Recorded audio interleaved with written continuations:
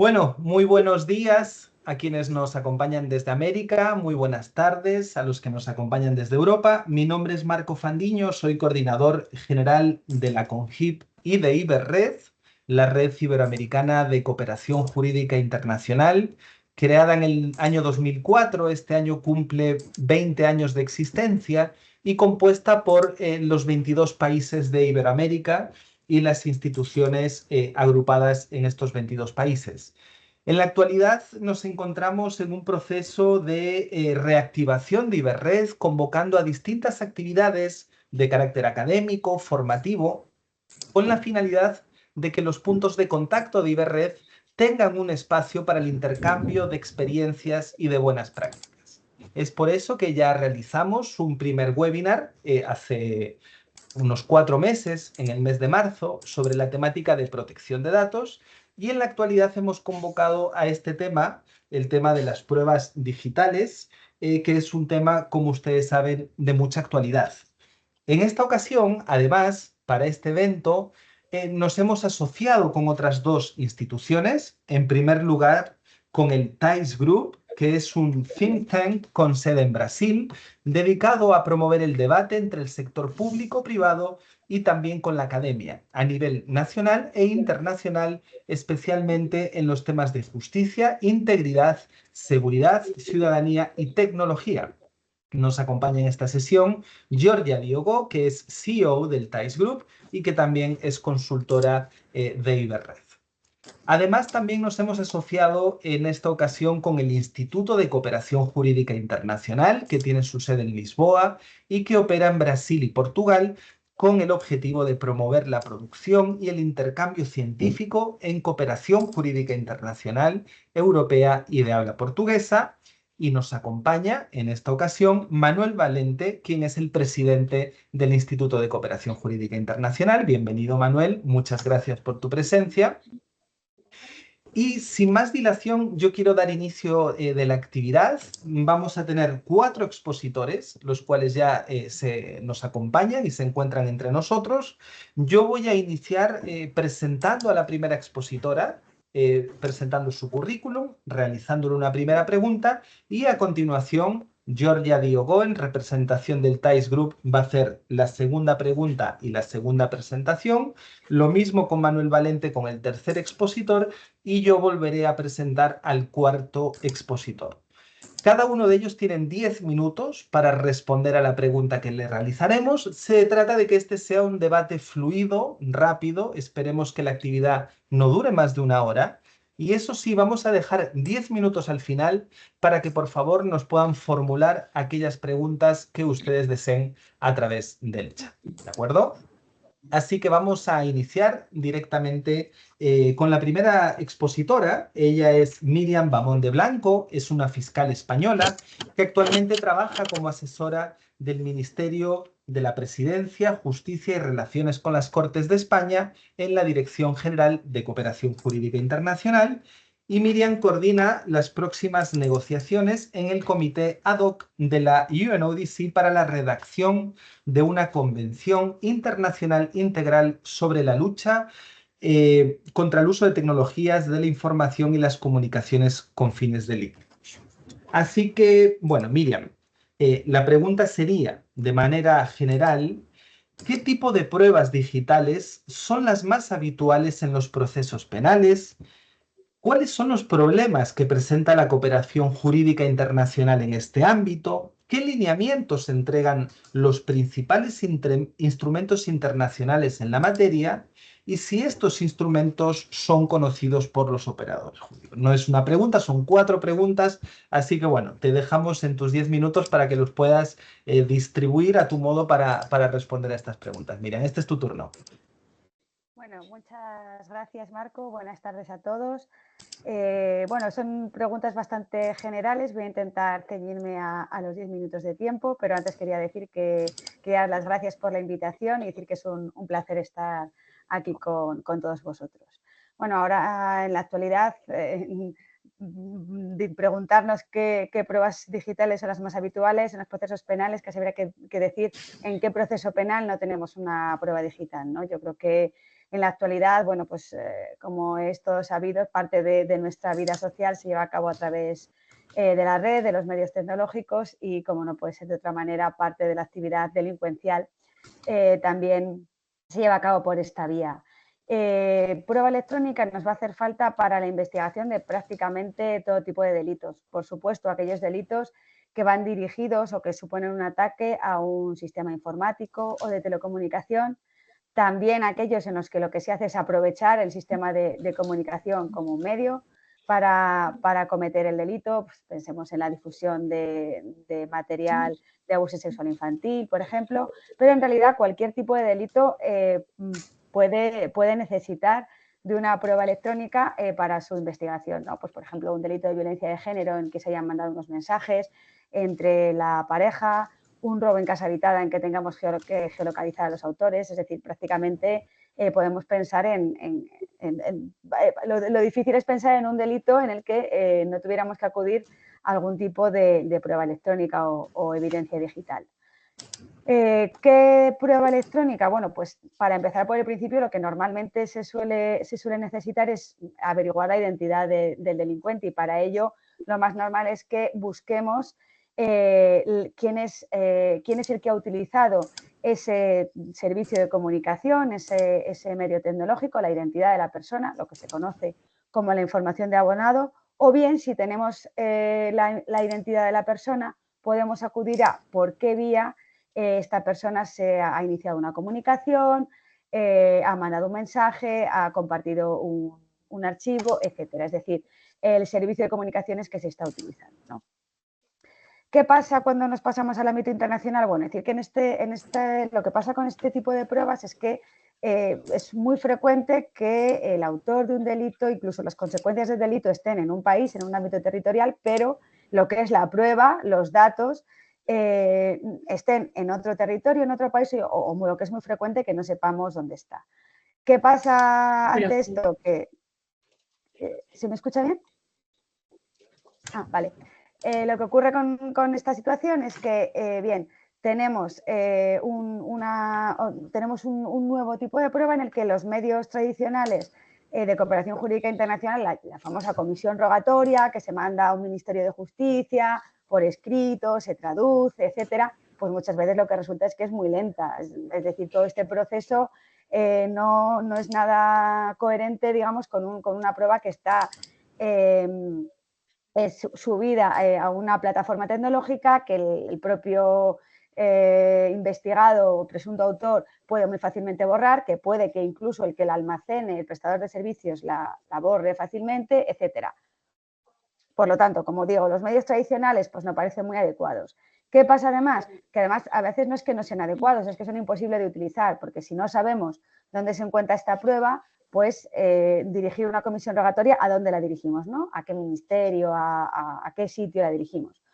¿Qué se ha hecho en ocasiones? Bueno, pues para saltarnos, digamos, estos medios tradicionales, acudir a un sistema que es pedir directamente al proveedor de servicios, a quien muchas veces tiene almacenada información que nos pueda resultar interesante, como esta información de abonado a la que me acabo de referir. Vamos a pedirle al proveedor de servicios la información directamente a ver si nos la da.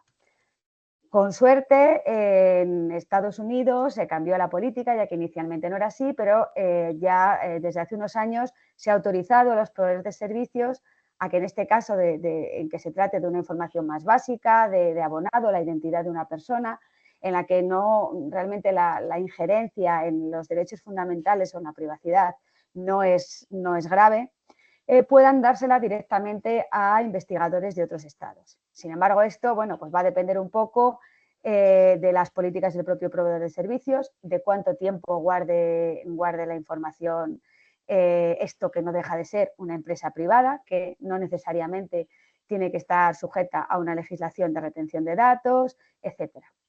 ¿Y qué ha ocurrido con todo esto? Además, que bien, cuando no acudimos directamente al proveedor de servicios, lo que han hecho a veces las legislaciones nacionales es, digamos, acceder de una manera transfronteriza a información que se sabe que está en otro territorio o que muchas veces no se sabe dónde está, pero que es urgente y necesaria para las investigaciones penales. ¿Cómo? Bueno, pues ampliando los registros desde un dispositivo, desde un ordenador, desde un dispositivo tecnológico que se encuentre en nuestro territorio a otros territorios, incluso insertando troyanos en un dispositivo que permitan conocer casi en tiempo real lo que acontece en el mismo, la propia figura del agente encubierto online, etcétera.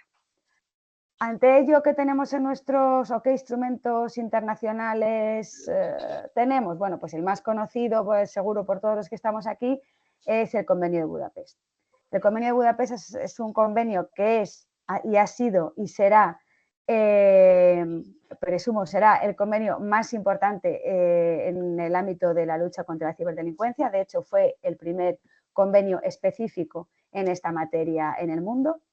Digo en el mundo porque a pesar de que es un convenio que se creó en el marco del Consejo de Europa, lo cierto es que ya desde su redacción se permitió la entrada a estados observadores, estados muy importantes en este ámbito de las telecomunicaciones, como Estados Unidos, Canadá, etcétera. Como digo, se les dio entrada en su redacción y por ello digamos, se redactó ya con una amplitud de miras, tanto en los términos como en la posibilidad de adaptarse a distintos sistemas jurídicos, que ha permitido que a día de hoy seamos 75 partes en el Convenio de Budapest, lo que es un número muy importante, sobre todo teniendo en cuenta, como digo, que es un convenio que se creó en el marco del Consejo de Europa. Por supuesto, la adhesión está actualmente abierta a cualquier Estado que esté interesado. ¿Y qué es lo que permitió el Convenio de Budapest? Bueno, pues llevar un poco, se dice, llevar el Estado de Derecho al ciberespacio, ¿no? Bueno, pues que estas investigaciones tecnológicas estuvieran de una manera ordenadas, homogeneizadas y sujetas a unas garantías, a un respeto a los derechos fundamentales que permita, digamos, o que garantice que cuando vayamos a ir con esta prueba a unos tribunales, podamos demostrar que se ha obtenido respetando los principios básicos fundamentales, como digo, de respeto a los derechos humanos. Para ello, ¿cómo ha funcionado el Convenio de Budapest? Bueno, el Convenio de Budapest se estructura en atención a aquello que se busca con el mismo. Bueno, hay un capítulo primero en el que se definen 4 términos esenciales que luego van a dar seguridad jurídica a la hora de aplicar sus disposiciones. Un capítulo segundo donde se definen una serie de delitos que deberán tipificarse, deberán adoptarse en el derecho doméstico. Esto va a ser muy útil, sobre todo para la cooperación internacional. Pensemos en esas comisiones rogatorias o en la extradición y el principio de doble incriminación, que se va a ver facilitado en el caso de estos delitos que define el convenio. Define además unas herramientas de investigación que van a ser comunes a todas las partes del Convenio de Budapest y con ello se facilita de nuevo la cooperación internacional, ya que podremos pedirlas a todos aquellos que sean parte y sabemos que se van a llevar a cabo con las garantías básicas, como digo, que establece el convenio. Y finalmente, unas disposiciones, tanto generales como medidas concretas, de cooperación internacional.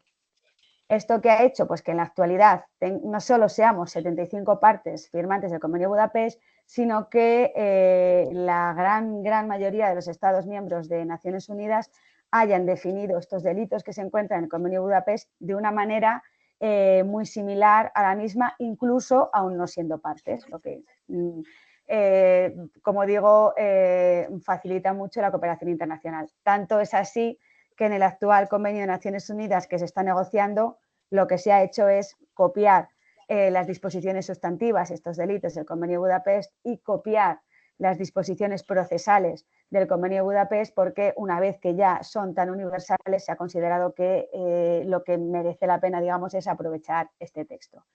En 30 segundos simplemente quería señalar que, bueno, que pese a ser el texto más importante, no podemos olvidarnos de otros textos y quería mencionar en un minuto el Convenio Iberoamericano de Cooperación en materia de ciberdelincuencia, que lo que establece son esencialmente unas herramientas que tratan de facilitar a su vez la investigación tecnológica.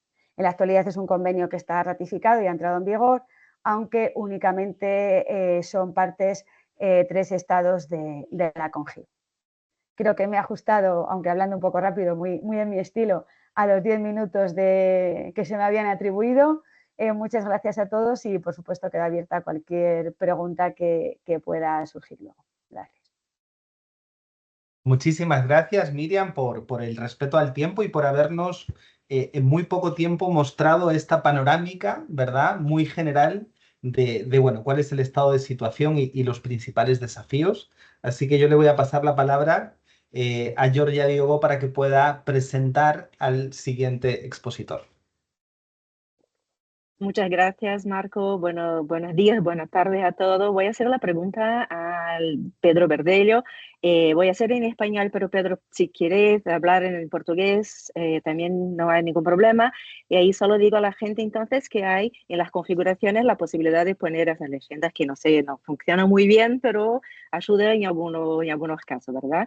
Pedro Verdelho es fiscal general adjunto del Ministerio Público de Portugal, director de la Oficina de Coordinación de la Actividad del Ministerio Público en materia de ciberdelincuencia, es coordinador de la Red Iberoamericana de Fiscales en Cibercrimen, de la Asociación Iberoamericana de Ministerios Públicos y del Fórum Cibercrimen y Evidencias Digitales de la Comunidad de los Países de Lengua Portuguesa. Pedro, yo tengo dos preguntas, no tengo 4 como Marco, pero tengo 2, y usted también tiene 10 minutos para contestarla. En primer lugar, quería saber cómo trabajan las redes de cooperación, tanto de la Asociación Iberoamericana de Ministerios Públicos como de la Comunidad de los Países de Lengua Portuguesas en el tema de pruebas digitales. ¿Hay algún trabajo también de identificación de los países que hacen parte de esos convenios y cómo es el rol de las redes para que esos países sean signatarios de los convenios? Y en segundo lugar, en ese ámbito de la cooperación interinstitucional, ¿cómo lo regula el protocolo segundo del convenio de Budapest, los procedimientos que refuerzan la cooperación directa con los proveedores de pruebas, la cooperación entre las autoridades y la asistencia legal mutua en casos urgentes? Por favor, Pedro. Muchas gracias. Gracias, Georgia. Aunque ambos hablemos portugués, vamos a hablarlo en castellano o español, como quieran, por atingir más gente. El portugués es más denso, más difícil para los que no lo hablan, así que hablemos en español. Primero, excelente que se tenga esta iniciativa de la CONGIP. Yo creo que la CONGIP es una institución esencial, bueno, no en términos políticos, no en términos generales, que es lo suyo, yo no opino sobre esto, pero en términos de ciberdelito. ¿Y por qué? Es que la lengua es la última frontera. Es decir, si recibes un correo, un email que viene en ruso o en chino o en lo que sea, pues déjalo, no lo vas a contestar. Pero si viene una lengua que puedes comprender, y en este tema los que hablamos portugués y los que hablamos español estamos en el mismo, es que lo comprendemos. Y por eso, en temas de ciberdelito, la lengua es la última frontera, la que queda por sobrepasar. Y por eso es importantísimo, bueno, yo no hablo, digo otra vez, en términos estratégicos de política, no, en términos operativos. Es importantísimo que la COGIP lleve estos temas de ciberdelito, porque en estos temas somos todos, como decía el Papa Francisco. Martín, no era por ti, es porque me gusta el Papa. Como decía el Papa Francisco, estamos en la misma barca de la lengua, y todos somos víctimas de los mismos ciberdelincuentes, como los ciberdelincuentes buscan blancos que hablen su lengua o que la comprendan. Y por lo tanto, el trabajo de la COGIP es esencial en estos temas. Lo mismo la YAMP. La YAMP es una hermanita de la COGIP, la Asociación Iberoamericana de Ministerios Públicos, una parte del área de justicia, del mismo espacio geográfico, y nuestra red, Ciberred, es una red que se creó en el seno de la YAMP. ¿Y por qué una red y cuál es el objetivo de la red? Hoy día vivimos en red. Hablamos de esto, Georgia, hablamos de esto por WhatsApp. Es decir, lo apuntamos por WhatsApp. Todos vivimos en red, todos hablamos en red. Los criminales hablan y viven en red. Pero nosotros, los que tenemos que investigar, yo soy fiscal, yo tengo que investigar, como muchos que están acá en esta sala. Nosotros no vivimos de red, nosotros vivimos en papeles y comisiones rogatorias y expedientes y cosas que toman mucho tiempo. Y por eso las redes tienen un rol importantísimo para facilitar el contacto. Además, para que nos conozcamos. Hoy día, después de la pandemia, es más fácil. Tenemos estos chismes con caras y tal. Y además las caras, algo muy útil, que es el nombre de la gente que está abajo. Y lo tomas y lo apuntas y tal. Estas redes son esenciales en cooperación. Es que conoces gente que es la gente que, como tú, está en otro país. Y les puedes hablar, les puedes escribir y la cooperación queda muchísimo más fácil. Y en temas del ciberdelito, este es más importante, mucho más importante que en otros temas. Es que ciberdelito, no apenas ciberdelito, también delitos que supongan evidencias digitales. Todo se va muy deprisa. La evidencia digital es muy volátil. Bueno, es un chabón, ¿no? Lo puedes decir, pero ¿qué pasa con eso? Es que lo borras en un clic y ya está, no la tienes más. Y las redes te facilitan la cooperación, te dan una cara, te dan un nombre, te dan alguien en otro país que te puede contestar. O si no contestar, darte una indicación de quién puede contestarte y, más importante que todo, qué te van a contestar o qué es necesario para que te contesten. Las redes que tenemos en la IAM, algunas son más operativas. Yo digo, la IAM, los ministerios públicos son un poco, como decir, el motor de estas cosas que pasan en la CONGIP. Las redes que tenemos no son tanto operativas, algunos las son mucho más que otras, es decir, no tienen como objetivo primordial cooperar en casos concretos, pero sí lo facilitan. Y si conoces a alguien, yo estoy en Lisboa, yo estoy en Portugal, si conozco a alguien, ya por mirarlo, porque estoy mirando a Daniel que está acá de Uruguay, si conozco a alguien en Uruguay, pues me será mucho más fácil pedir cooperación en un caso concreto a Uruguay. Yo conozco a Martín. Martín ya no juega en el mismo deporte que yo. Ya sé que se pasó al enemigo. Ahora es abogado, defiende criminales y tal y cosa, gana mucho más pasta. Pero si yo conozco a Martín en Argentina, me va a resultar mucho más simple. Mira, dime, ¿cómo voy a redactar una comisión rogatoria?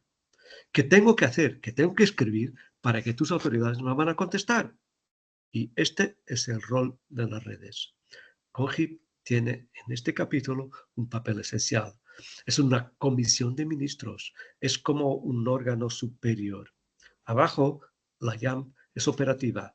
Las redes no son operativas, pero sí tienen un rol esencial en todos estos trámites. Y como digo, los criminales vuelan. Es decir, si yo no estuviera en Lisboa, pero estuviera en Tumbuctú, en Malí, o en Australia, Nueva Zelanda, en Alaska, sería lo mismo para estos efectos de internautas. Y eso lo hacen los criminales. Pero como fiscal, como procurador en Lisboa, si tengo que redactar algo, tendré que hacerlo por las normas. Y yo estoy confinado a mi frontera, a mi ley. Y este es un problema. Y por lo tanto, bien, muy bien COGIP, que está haciendo una labor muy interesante desarrollando las redes, porque impulsionar las redes es algo muy importante. Ahora tomo un tema que ya mencionó Miriam. COGIP tuvo hace unos años una labor en estos temas de ciberdelito y también de evidencia digital. Hay que considerar siempre que ciberdelito no es regional y nosotros, ya lo he dicho, la lengua, nosotros, hispano y luso hablante somos lo mismo, pero ciberdelito es global, es decir, hay que tener instrumentos de naturaleza global. Es que de repente me llega un chino, un ucraniano, un ruso, un neozelandés, un argentino, un tío de Estados Unidos, lo que sea. Este es global y hay que enfrentar al ciberdelito en una perspectiva totalmente global y sabiendo que estamos enfrentando una amenaza global. Y también en ese particular, COGIP tiene un rol, que es llevar nuestras comunidades, nuestras redes, a lo que está en el resto del mundo. Y bueno, no tomé todo el tiempo porque veo que mi tiempo se está llegando al final, pero tomaré las cuestiones que tengan, si las sé contestar, por supuesto. Gracias. Muchísimas gracias, Pedro, por tu intervención. Queremos saludar, bueno, a los más de 40 puntos de contacto de Iberred que se nos han sumado a esta actividad. También saludar a nuestro secretario general adjunto por Uruguay, Daniel Treca, que ya fue mencionado y que se encuentra aquí presente.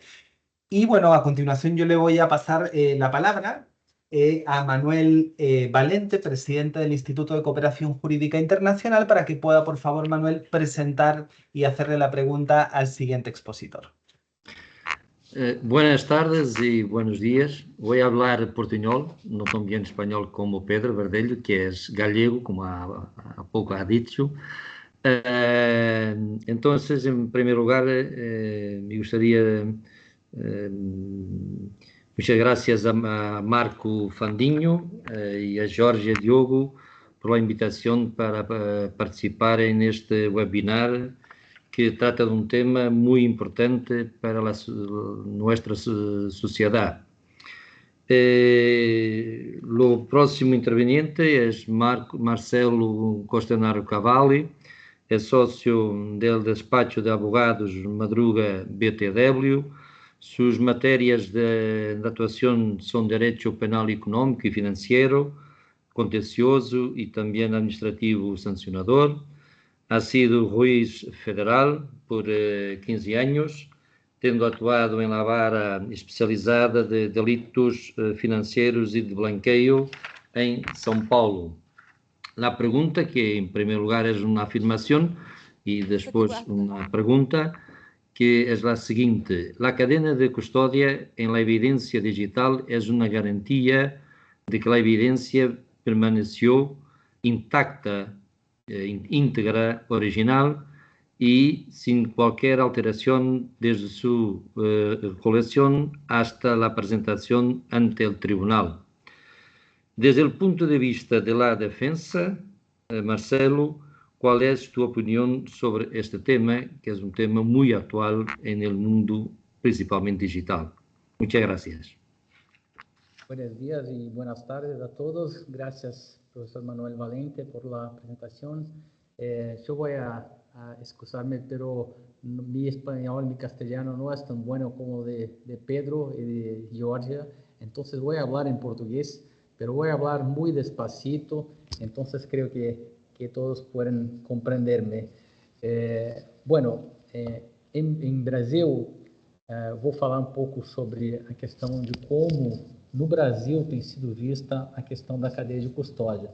Nós temos, das provas digitais, no Brasil nós temos regulação sobre esse tema somente há pouco tempo, desde o final de 2019. Então nós temos 3 anos e meio, aproximadamente, de regulação da questão da cadeia de custódia.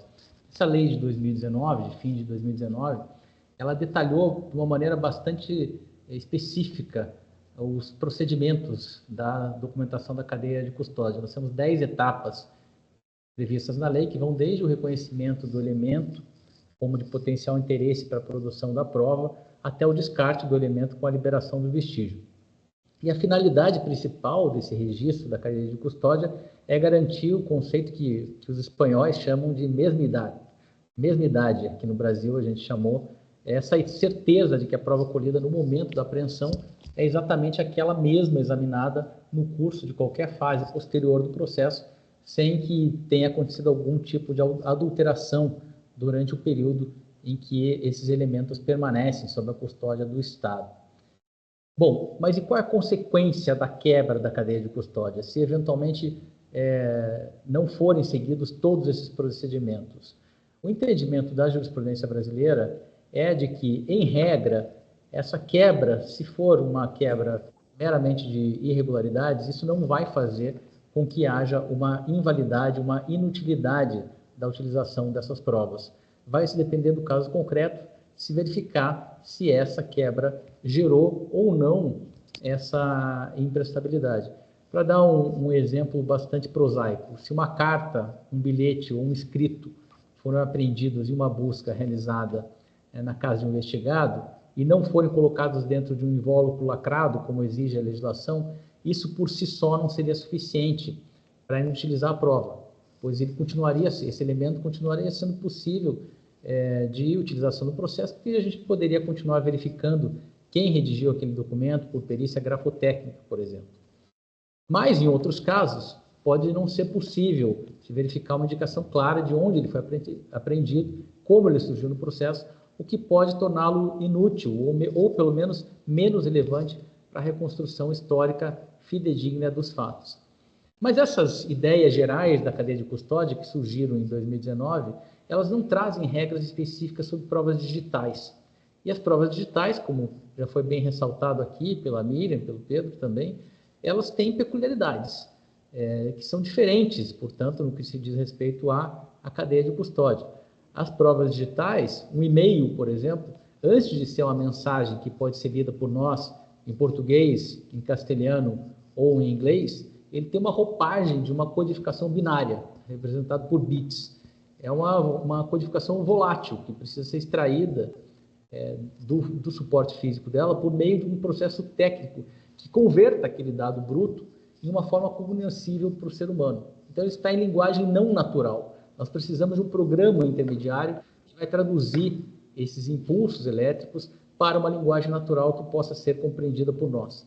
Enquanto a manipulação de um objeto pode muitas vezes ser visivelmente identificada, a mudança da versão de um depoimento pode ser facilmente constatada com a leitura da declaração anterior, as provas digitais são voláteis, elas são alteráveis em seu conteúdo, mesmo que não haja má fé de quem está lidando com elas.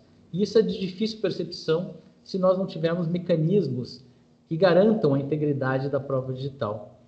Por isso, quando se trata de prova digital, a possibilidade de que haja uma violação dessa integridade é maior se a gente não tiver a garantia dessa cadeia de custódia.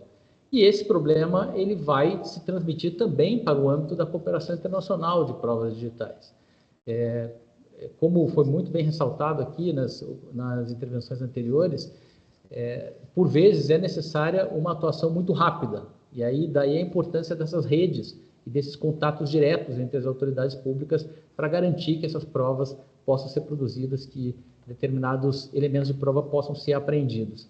Mas é necessário, ainda assim, e isso vem previsto também na Convenção de Budapeste, no Convênio de Budapeste, que mesmo que sejam utilizados esses mecanismos rápidos, se garanta a integridade da prova. Aqui no Brasil, por exemplo, recentemente, houve um julgado do Superior Tribunal de Justiça no sentido de que, quando há apreensão de um computador, de um item eletrônico, bastaria a criação, por exemplo, de um código hash para se realizar o espelhamento. Esse código hash garantiria a mesmidade da prova desde a sua apreensão até essa utilização em qualquer fase do processo. Não que seja necessária esta técnica, podem ser utilizadas outras técnicas, mas é preciso que haja alguma técnica adequada que garanta que não haja essas alterações. E recentemente nós tivemos também aqui, vale mencionar, um precedente importante que ainda não foi definitivamente apreciado pela Suprema Corte, relacionado ao caso da famosa Operação Lava Jato. Então nós tivemos bens, computadores, pendrives, CDs e outros suportes eletrônicos que foram trazidos do exterior para o Brasil e foram trazidos, segundo a interpretação que foi dada por um ministro que examinou o caso, por enquanto monocraticamente, de uma maneira inadequada, foram trazidos em sacolas de supermercado, sem o acondicionamento correto, e isso não passou pela autoridade central. Então, o que foi decidido nesse caso específico, por esse ministro, embora ainda não haja uma decisão geral da Suprema Corte, foi que haveria um problema aí, tanto por terem sido trazidos sem respeito a essas regras específicas de acondicionamento e de transporte dos elementos a partir da sua extração no exterior, como também pelo fato de não ter sido tramitado formalmente pela autoridade central responsável brasileira por esse contato com as autoridades estrangeiras. Então, vejo que são dois argumentos distintos. Um é o de não passar pela autoridade central, o outro é o de não ter sido seguido a cadeia de custódia da prova. É claro que a gente sabe que a produção da prova, ela respeita a regra do estado requerido. Portanto, não vai ser necessário verificar detalhadamente se foi seguida a prova, a legislação do estado requerido. Mas, no mínimo, é necessário que haja uma garantia de integridade dessa prova, trâmites que possam garantir para dentro do processo que essa prova extraída no exterior é a mesma que está sendo agora introduzida para o estado requerido. Então, nesses curtos 10 minutos aqui iniciais, essas seriam as minhas observações, professor Manuel, e então, respondendo objetivamente à pergunta, o mais importante para a defesa, no que se refere à cadeia de custódia da prova digital, é que desde a sua extração no estado requerido, haja essa garantia e registro da integridade da prova para que se tenha certeza da sua mesmidade. Essa é a peculiaridade da cadeia de prova digital que faz com que ela possa ser efetivamente utilizada posteriormente no estado requerente. Muito obrigado, Marcelo, por sua intervenção.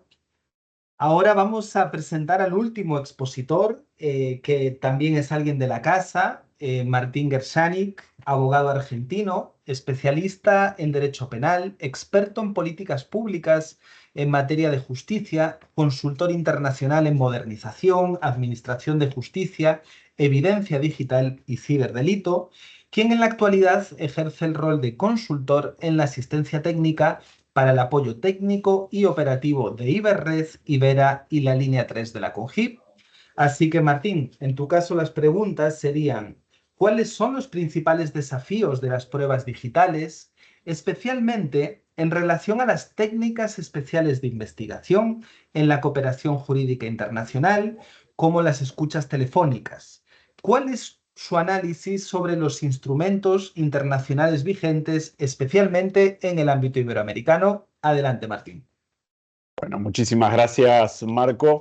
La verdad que para mí es un placer estar aquí. Agradezco a la CONGIP, te agradezco a ti nuevamente, Marco, a Georgia por la invitación. Y también, bueno, la verdad que es un placer encontrarme con un montón de amigos, por más que sea virtual. Así que también un saludo para todos ustedes. Pero bueno, lo que pregunta Marco, la verdad que es uno de los temas que a mí más me apasionan y que tienen que ver justamente con lo que decía ahí, que tiene que ver con cuál es el contexto actual de las investigaciones y el avance del crimen y el crimen organizado en Internet. Lo cierto es que gracias a justamente el avance tecnológico que hemos experimentado y que se experimenta diariamente, las organizaciones criminales y los criminales, por supuesto, lo aprovechan y se expanden en forma constante y significativa, especialmente en los últimos años. Y esta expansión, obviamente, y este aprovechamiento de la tecnología les permite a los criminales y a las organizaciones criminales no solamente aumentar su productividad, aumentar sus ganancias, sino también reducir su exposición al riesgo. ¿Y esto cómo lo hacen? Lo hacen justamente aprovechando todas estas tecnologías. Y es por eso que en los últimos años el cibercrimen o los delitos informáticos o cualquier delito habilitado a través del uso de dispositivos informáticos ha sido tan pero tan lucrativo. A modo de ejemplo, todos los años hay una firma que se llama Chainalysis que analiza los flujos ilícitos que se producen con criptoactivos en todo el mundo, y solo en 2023 los flujos ilícitos que utilizaron criptoactivos implicaron alrededor de 23.000 millones de dólares.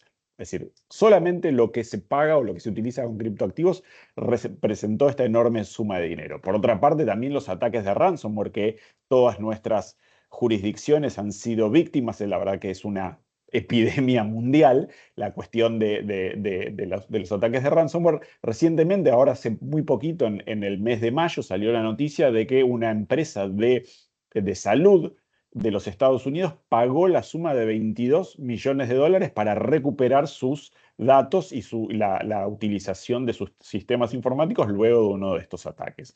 Es decir, vemos que digamos, ser delincuente en Internet, ser una organización criminal, es una actividad muy, pero muy lucrativa. Y bueno, ¿y cómo cómo aprovechan entonces los delincuentes para realizar todas estas actividades es justamente a través de algo que los expertos denominan como el going dark. Es decir, los delincuentes utilizan y aprovechan las tecnologías de ocultamiento o ofuscación de las transmisiones o de su actividad en línea. Entonces, aprovechan, por supuesto, digamos, herramientas como de la dark web, como Tor, como cualquier de las otras herramientas que están disponibles allí. Utilizan la blockchain, utilizan VPNs, utilizan herramientas de comunicación encriptada, utilizan dispositivos especiales encriptados para justamente comunicarse y organizar sus actividades de manera segura y sin riesgo.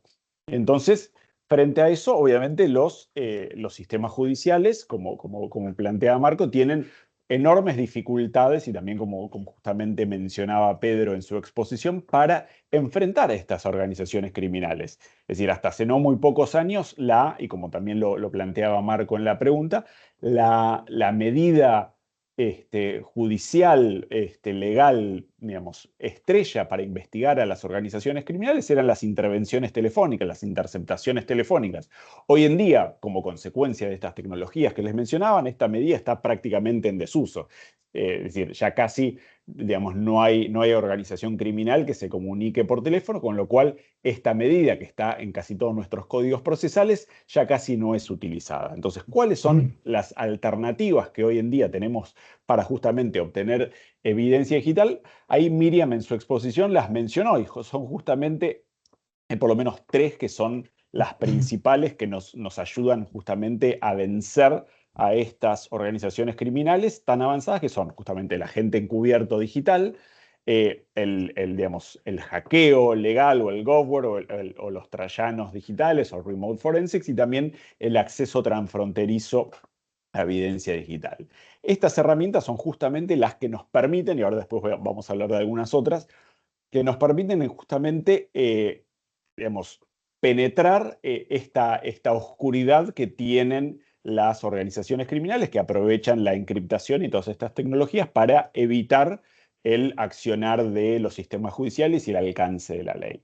Obviamente, digamos, hablando del agente encubierto digital, tiene enormes ventajas frente a su equivalente en el mundo físico. Obviamente, por empezar, es que el riesgo de su utilización es mínimo. Cuando hablábamos o cuando veíamos las películas de Hollywood respecto de la utilización de agentes encubiertos, del agente encubierto en el mundo físico, pone justamente en juego su vida para poder infiltrarse en una organización criminal. En cambio, el agente encubierto digital, digamos, a menos que trabaje en forma muy, pero muy desprolija, aunque puede pasar, el riesgo es muchísimo menor.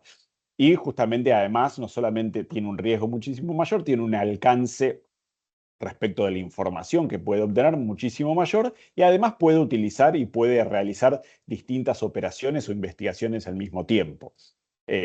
Justamente los agentes encubiertos digital, como también mencionaba Miriam, son muy, pero muy utilizados para justamente luchar contra organizaciones organizaciones o sitios que se dedican a todo el proceso de elaboración, distribución o comercialización de material de uso sexual infantil o alguna de las otras actividades relacionadas.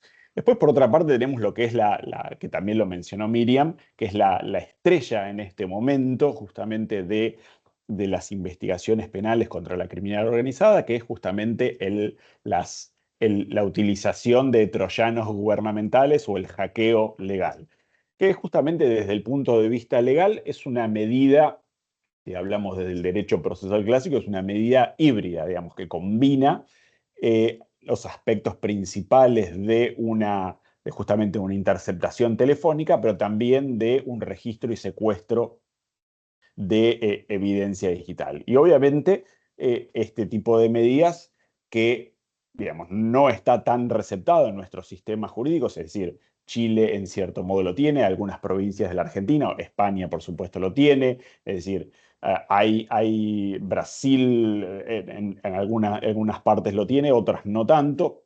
Es decir, es una herramienta que justamente permite obtener evidencia digital de estas organizaciones que, digamos, que si apelamos a los medios tradicionales de investigación sería imposible llevarlas a la justicia. Pero obviamente tienen enormes desafíos y es lo que preguntaba, y es lo que preguntaba Marco al principio, que es, bueno, ¿cuáles son los desafíos legales de utilizar herramientas como esta? Y en primer lugar, tenemos que tiene que ver con la masividad que pueden llegar a tener estas órdenes judiciales. ¿Qué significa esto? Es decir, que con una única orden judicial que habilita la utilización de un troyano para insertarse dentro del dispositivo o los dispositivos de una organización criminal, es que podemos llegar en realidad a infiltrarnos en cantidades impensadas de dispositivos. Es decir, con una sola orden es posible justamente afectar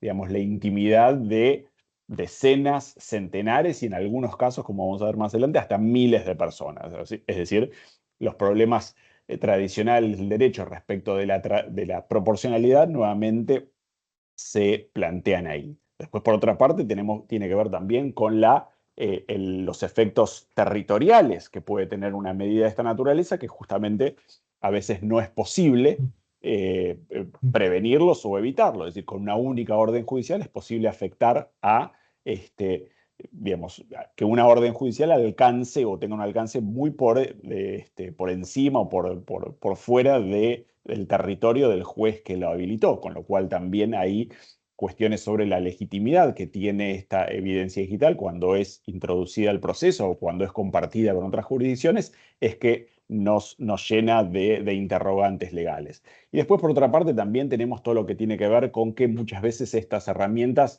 los sistemas judiciales o los gobiernos prefieren mantenerlas en secreto, con lo cual también a veces se plantean problemas con violaciones justamente al derecho de defensa por la cuestión de la igualdad de armas o el no acceso de los abogados de la defensa justamente a poder controvertir esta prueba tan útil que se utiliza en los procesos. Hoy en día, si uno analiza la jurisprudencia europea de derechos humanos, los últimos pronunciamientos que hemos visto de los tribunales europeos en materia de derechos humanos tienen que ver justamente con discusiones sobre la utilización de la evidencia digital en casos justamente donde se utilizaron este tipo de herramientas. Me refiero justamente a los casos de Encrochat, a los casos de Anom o los casos de Sky ICC, donde justamente en los distintos tribunales primero locales se han planteado todas estas cuestiones que menciono respecto de justamente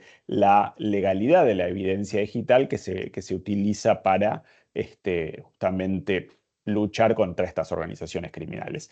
La verdad que desde el punto de vista de los sistemas judiciales es la única forma de justamente luchar con estas organizaciones criminales, con lo cual va a ser muy interesante ver todos los planteos digamos, y la evolución de los planteos que, adelanto, seguramente van a limitar en algún modo la utilización, pero no va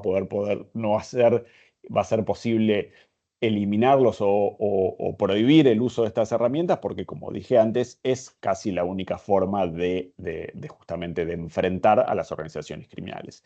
Ahora bien, desde el punto de vista de lo que nos convoca aquí, que cuál es el marco iberoamericano de respuesta a estos desafíos, también tiene que ver justamente con otra de las herramientas que se utilizan en combinación con estas técnicas especiales de investigación, que son los equipos conjuntos de investigación. Miriam también se refirió, y no lo voy a volver a mencionar, justamente al segundo protocolo adicional a Budapest, que sí los tiene mencionados, pero bueno, COMGIP tiene un instrumento de equipos conjuntos de investigación.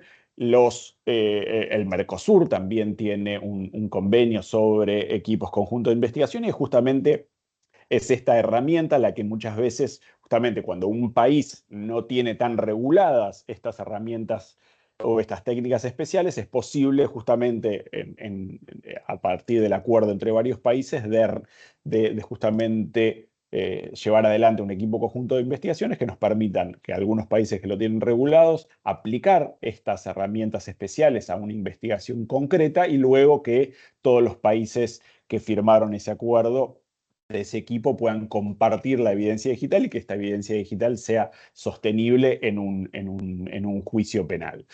Y después, por otra parte, también tenemos el Tratado de Medellín, que también, como decía Pedro, uno de los grandes problemas que tenemos y que esto va a persistir y que es lo que también más ocupa a todos nosotros, a los operadores del sistema judicial, es que justamente los procesos de cooperación internacional tardan tiempo. Es decir, el segundo protocolo adicional, el Tratado de Medellín, lo que buscan es justamente a través de medios electrónicos, a través de la cooperación directa con proveedores de servicios, de acelerar aquello que por naturaleza y por tradición es lento y burocrático. Es decir, estas son justamente las formas que a través de la cooperación internacional hemos podido, los países han podido tratar de justamente meterle el turbo, como dice un colega, a la cooperación internacional. Es decir, buscar formas más rápidas y más efectivas de cooperar, porque es la única forma de,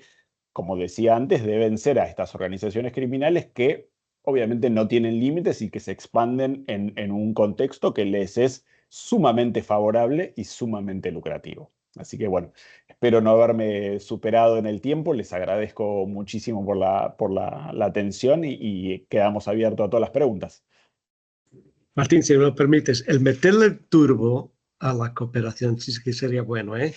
Y en este aspecto, el segundo protocolo del Convenio de Budapest quizás lo pueda hacer, pero todavía no estamos, todavía no está en vigor, lo estará, pero muy pronto.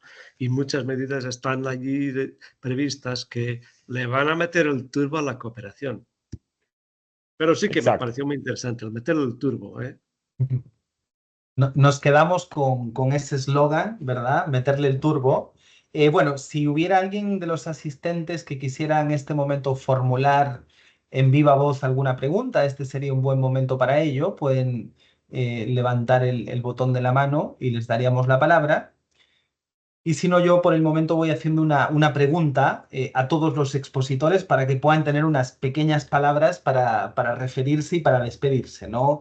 Bueno, se han abordado muchas dimensiones vinculadas a la prueba digital. Vemos que es una temática que es especialmente compleja, ya que por un lado se ha abordado toda la temática de los tratados internacionales que rige esta materia, el tema de la legislación en el ámbito nacional, distintas herramientas más específicas, ¿verdad?, que se vinculan a esta materia, como los equipos conjuntos de investigación, muchos aspectos también de carácter práctico y del funcionamiento de las instituciones para llevar adelante investigaciones exitosas en este tipo de casos, situaciones en las cuales también se requiere la intervención de terceros, como el caso de los proveedores de servicios informáticos o tecnológicos, y en definitiva toda la problemática adicional que nos aporta la tecnología a los operadores de los sistemas.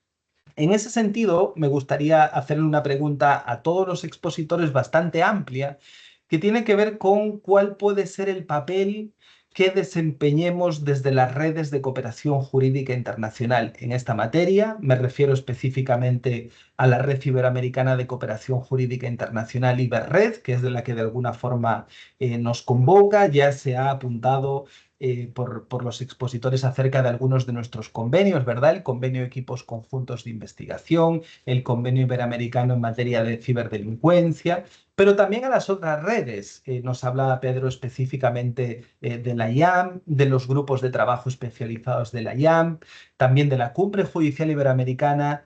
¿Cuál es el aporte que podemos hacer desde las redes de cooperación jurídica internacional para que de alguna forma esta temática pueda dar frutos y seguir avanzando? Así que nada, les dejo un par de minutitos a cada uno simplemente con esta pregunta más bien general. Así que bueno, en primer lugar, Miriam, te doy a ti la palabra.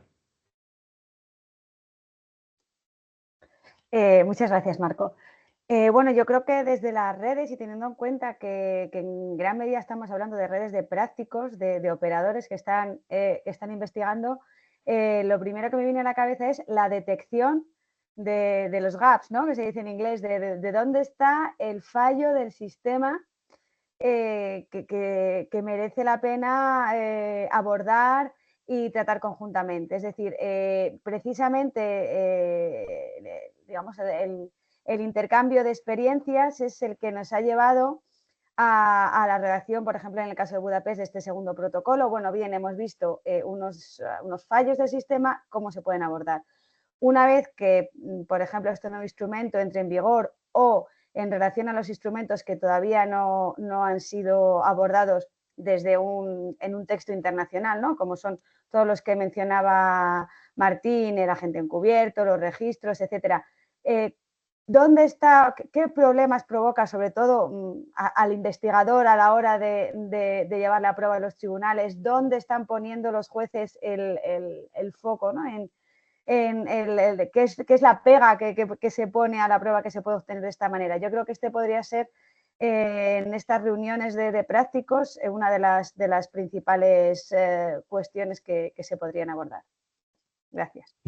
Fantástico, Miriam. Bueno, me parece sin lugar a dudas un tema crucial, ¿no? Necesitamos evidencia, necesitamos información, diagnósticos acerca de cómo están operando los distintos instrumentos vigentes para, en base a estos diagnósticos, a esta evidencia, detectar las necesidades y proponer fórmulas, recomendaciones que puedan de alguna forma satisfacer estas necesidades. En ese contexto, solamente para mencionar que se están trabajando precisamente con Georgia, con Martín, en una serie de lineamientos en esta materia, que precisamente surge de un diagnóstico que se está elaborando con los países que participan de la línea de cooperación jurídica internacional de la CONGIP, y es donde esperamos que este diagnóstico pues nos permita de alguna forma sentar algunas bases de hacia dónde debemos ir. Es un trabajo que está en proceso todavía, pero que a finales de este año ya podrá ser público y ya lo socializaremos. Pedro, por favor, tu turno. Gracias. Yo voy a seguir lo que dijo Miriam con respecto al segundo protocolo del Convenio de Budapest, que es un paso muy adelante. Muy adelante en que nosotros estamos en nuestros países, yo aquí lo mío, ¿no? Yo estoy en Portugal, lo mío. Cada uno de ustedes en su país lo suyo. Y esto es una tradición muy antigua que fue creada en Europa, la paz de Westfalia, es decir, en cada país lo suyo. Y si tengo que obtener información de un país, pues a pedirlo a ese país y ese país es soberano. No, esto murió. No se han dado cuenta, pero se murió, que ya no hay soberanía nacional. Mira, Apple, Microsoft o Google saben más que cada uno de sus usuarios que yo, que soy fiscal y tengo la potestad legal de pedir información, algún día podré saber. Es decir, estas compañías saben mucho, mucho, mucho más que una autoridad pública algún día podrá saber. ¿Y esto qué quiere decir? La soberanía nacional se fue. Y por lo tanto, que estamos jugando a la soberanía nacional, que comisión rogatoria para aquí, comisión rogatoria para allá, pedido formal para aquí, para allá, se fue. Esto no existe.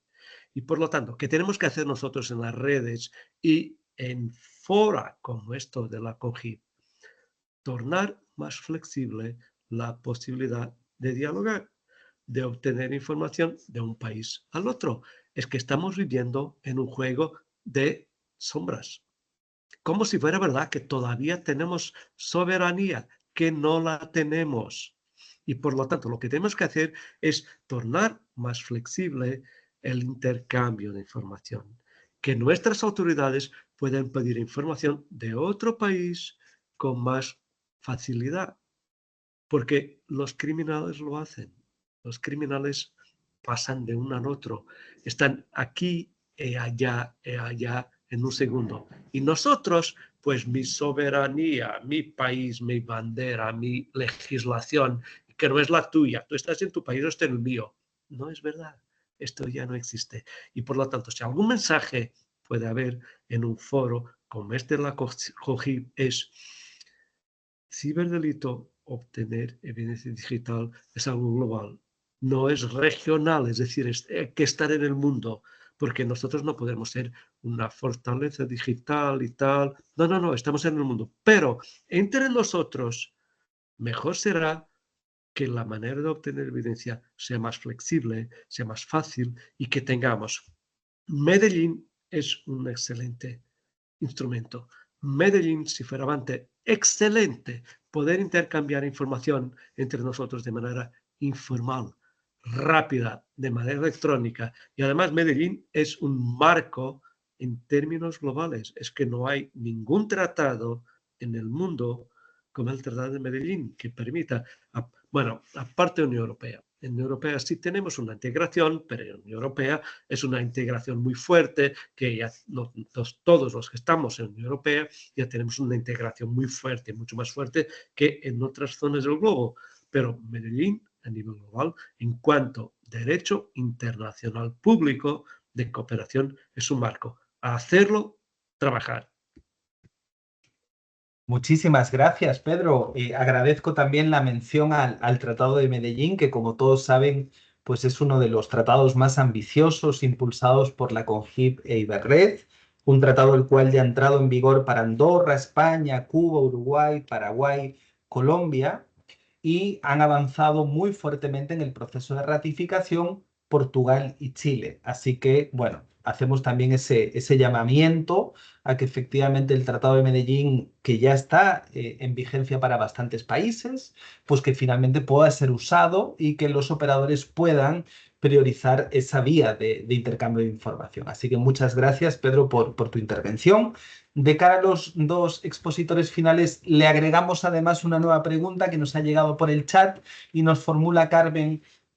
¿Se le han presentado casos de investigaciones de criptoactivos donde no hay fronteras? ¿Cómo hacen para recolectar las pruebas? ¿Y cómo pueden solicitar a otras agencias de otros países? ¿De acuerdo? Esa sería la nueva pregunta.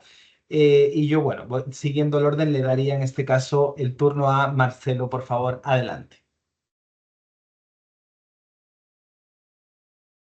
Graças, Marco. Bueno, no que diz respeito às redes de cooperação, também penso que a importância maior é justamente trazer esse câmbio de informações, tanto para as boas práticas como para os problemas que surgem em relação a essas cooperações em cada âmbito, para que cada um possa trazer essas experiências e contribuir para o aperfeiçoamento nos outros países. E isso que o Pedro disse é fundamental. É necessário que quem atua nessa área tenha uma flexibilidade e uma agilidade muito maior para poder acompanhar o outro lado, né? Quando a gente vê a criminalidade organizada transnacional utilizando meios extremamente rápidos de troca de bens, de dinheiro, de informações, e não há essa mesma rapidez por parte dos órgãos de persecução penal, a gente cria um jogo de gato e rato em que é impossível que o gato acabe pegando o rato. Então, isso é realmente algo necessário que seja progressivamente revisto. Com relação a operações de criptoativos, eu realmente nunca vi uma situação em que tenha sido necessário fazer o bloqueio fora do país. Quando as senhas são apreendidas dentro do país, isso se torna mais fácil, né, de se conseguir, porque não há propriamente um país que seja o local de fixação desses bitcoins, desses criptoativos. Nunca tive uma situação em que houvesse uma necessidade de cooperação internacional para o bloqueio desses ativos. Internamente, isso já é um problema. Cada país tem lidado de uma maneira diferente com isso, com a possibilidade de venda imediata, de criação de uma agência específica para fazer a custódia desses criptoativos, ou não, mas cooperação internacional com bitcoins, até porque não sei para que país se faria esse pedido. Eu ainda não tive, eu vou passar para o Martin essa pergunta, que me parece bem interessante, mas eu não consigo imaginar uma situação como essa em princípio. E agradeço mais uma vez, Marco, pelo convite, Georgia, Manuel Valente, e estou à disposição para os próximos eventos. Parabéns pela organização. Mucho placer, Marcelo. Obrigado. Bien, bueno, Martín, ahora es tu turno. Cierras. Y lo hago muy, pero muy breve. A ver, lo voy a repetir lo que dijeron Miriam, Pedro y también Marcelo, a quienes creo que me sumo, pero sí voy a aprovechar que Pedro habló del Papa Francisco, y si bien no soy un hombre muy religioso, sí creo que justamente el rol de la COMGIB, el rol de todas estas redes, tiene que ver con un proceso, si se quiere, de evangelización. Es decir, hay muchos de nuestros países de Iberoamérica, justamente vos, Marco, y Pedro hablaban del Tratado de Medellín. En el caso de Argentina, que todavía no ha adherido, justamente es un problema. Y bueno, justamente redes como esta, espacios como este, sirven para esta evangelización, de justamente de tratar de convencer al vecino de las ventajas y la utilidad que tienen esto. En esto también, por ejemplo, como experiencia muy cercana de, digamos, la oficina del Consejo de Europa, justamente de ciberdelito, que viajan por todo el mundo justamente digamos, haciendo un trabajo de hormiga para que los países adhieran al Convenio de Budapest, para que firmen el segundo protocolo adicional. Y bueno, la COMGIB está haciendo y debería también continuar esos esfuerzos para que justamente de evangelización sobre el Tratado de Medellín, sobre la utilización y justamente a través de lo que decían Miriam y lo que decían Pedro, de compartir experiencias, también es muy importante también todo el trabajo que se hace de capacitación de los operadores judiciales, también de los abogados, ¿por qué no? Que es muy necesario que aprendan estas destrezas para mejorar justamente y elevar el nivel de la litigación en respecto a evidencia digital. Y después, pero muy breve, respecto a la pregunta sobre investigaciones en criptoactivos, también es un tema que me apasiona.